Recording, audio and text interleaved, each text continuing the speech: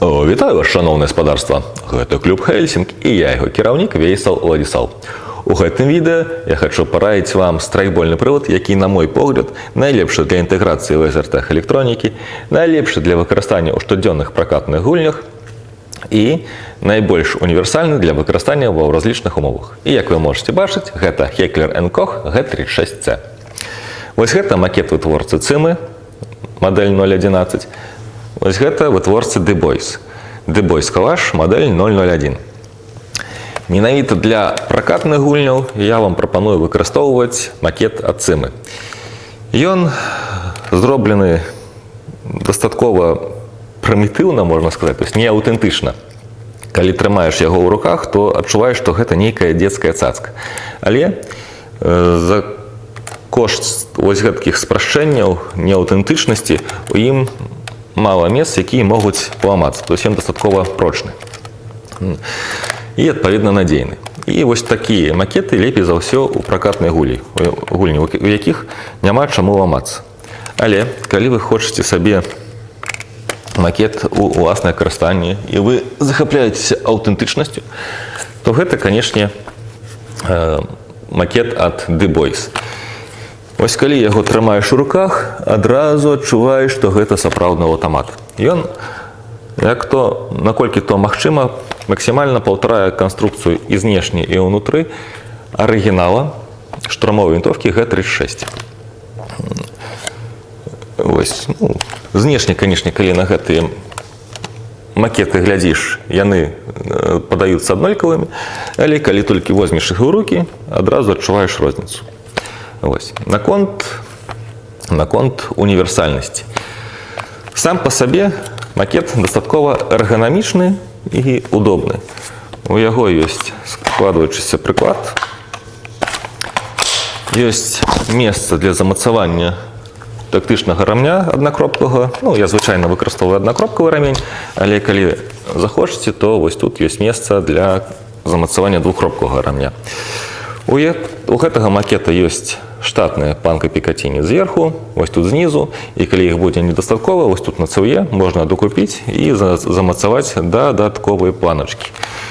Што я гэтым хочу сказаць, што дзякуючы гэтаму на яго можна замацаваць мноства рознага тактычнага абклажвання на густ таго, хто яго будзе выкарыстоўваць. У гэтым плане ён і з'яўляецца універсальным і удобным. Наконт надзейнасці. Ёсць жывы прыклад. Вось гэты макет быў пераўтвораны ў Тайгер у далёкім 2013 годзе. А дагэтуль ён яшчэ 2 гады працаваў у страйкбольным пракаце. І вось, калі там у яго паламаўся гірбокс, трэба было мяняць ушчыняльнікі, яшчэ нейкія пашкоджванні атрымаў, то танней было яго прадаць, чым рамантаваць. І вось мы яго перарабілі ў азартажны Тайгер, і вось ён ужо 12 лет працуе, яго ламалі, білі, ён ужо ўвесь склеены, пераклеены, перакручаны, але, як бачыце, форму трымае і працуе. І яшчэ далей будзе працаваць. Вось гэта наконт надзейнасці. Макеты ад Цимы правераны часам. Як вы можете сабе набыць такі макет? Ёсць 3 шляхі. Самы першы і самы просты – гэта набыць яго ў краме вытворцаў азартах абсталявання. Яны таксама закупаюць яго у страйкбольных крамах, потым перарабляюць у прылад. Але гэта шлях вельмі дарагі, бо вы плаціце за страйкбольны прылад, а потым яшчэ за электроніку і працу вытворцы. І яшчэ хочу зрабіць такую гэткую рэмарачку, што калі вы набываеце прылад, макет па ўласнае карыстанне, то можаце ўвогуле выбіраць любы, які вам падабаецца. Бо ва ўласным карыстанні вы хутчэй за ўсё будзеце яго берагчы, акуратна выкарыстоўваць і не паламаеце. Калі макет з сілумінавым корпусам пусціць у пракат, то праз месяц-другі ён у вас абавязкова паламаецца. Таму для пракату макеты з сілумінавымі корпусамі я не прапаную, бо ён хоць і прочны, але дастаткова хрупкі. І пасля паломкі гэта не пластык, яго не парамантуеш. А пластык ён больш падатлівы і прыгодны для рамонту. Так, ну вяртаемся. Гэта вось быў першы шлях у вытворцы.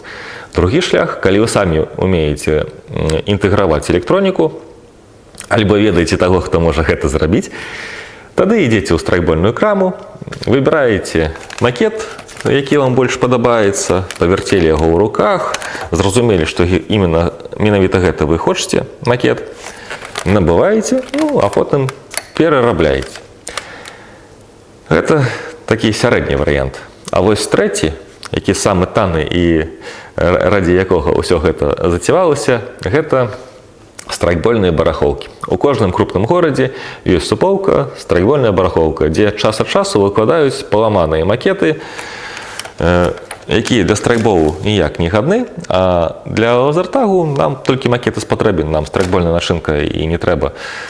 Ён якраз падыходзіць. Ну, вось гэта гісторыя гэтага макета, напрыклад.